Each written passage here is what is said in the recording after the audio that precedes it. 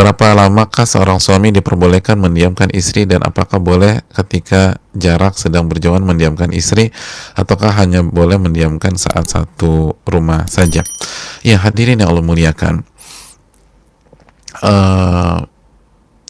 yang perlu kita camkan bersama-sama bahwa pada dasarnya kita tuh nggak boleh mendiamkan sesama muslim jika itu berkaitan dengan urusan dunia. Jika itu berkaitan dengan urusan dunia atau masalah pribadi, lebih dari 3 hari, itu tidak diperbolehkan. Dan ini yang perlu kita perhatikan bersama-sama. La yahillu li muslimin an yahjura akhahu fawqa thalathi layal. Tidak halal seorang muslim mendiamkan saudaranya lebih dari 3 malam atau 3 hari. Ini hadis dikeluarkan Bukhari dan Muslim. Dan hadis Ka'ab ini pengecualian, ini anomali, karena maslahatnya bukan berkaitan dengan dunia. Ini maslahat untuk Ka'ab, untuk kebaikan Ka'ab. Jadi kalau maslahatnya akhirat, syar'i, mendidik, merubah, atau ada pertimbangan menjaga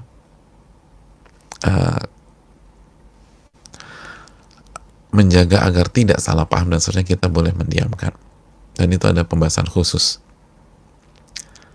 Sebagaimana kita boleh mendiamkan istri kita dalam rangka mendidik istri kita, dalam rangka mencari solusi, bukan emosi. Dan itu yang Allah firmankan dalam surat An-Nisa ayat 34, wahjuruhunna fil madaji', dan diamkan istrimu di tempat tidur. An-Nisa ayat 34. Pertanyaannya, kalau istri atau kalau Ka'ab berapa lama? Jawabannya tergantung maslahat.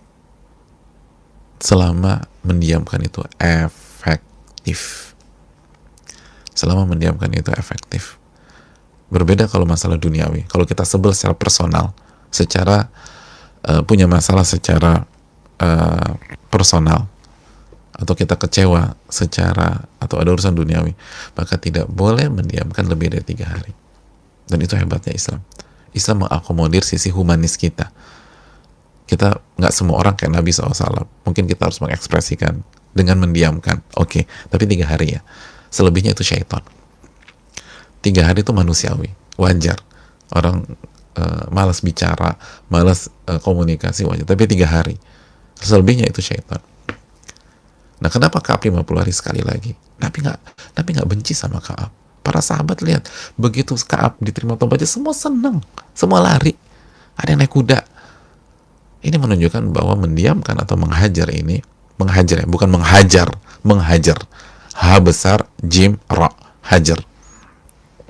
Menghajar dalam kasus Ka'ab atau kasus istri, ini untuk kebaikan Ka'ab, untuk kebaikan istri, biar berubah, biar tahu ini salahnya nggak serius loh, gitu loh. Nah, sampai kapan?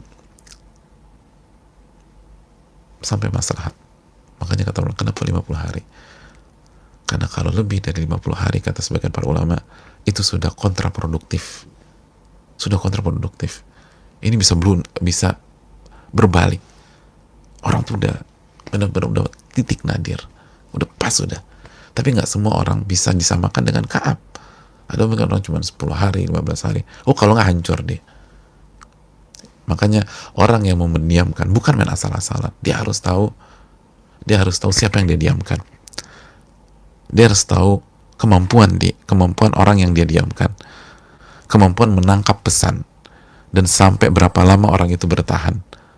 Karena kalau misalnya tidak diperhitungkan, bahaya. Kita diamkan istri, sedangkan kita nggak ngerti istri kita nggak bisa membaca istri kita nggak tahu kemampuan dan daya tahan istri kita, lalu diamkan lama, bisa berbalik, bisa selingkuh tuh istri, bisa hancur-hancuran, bisa memperkeruh suasana, dia bicara sama semua pihak.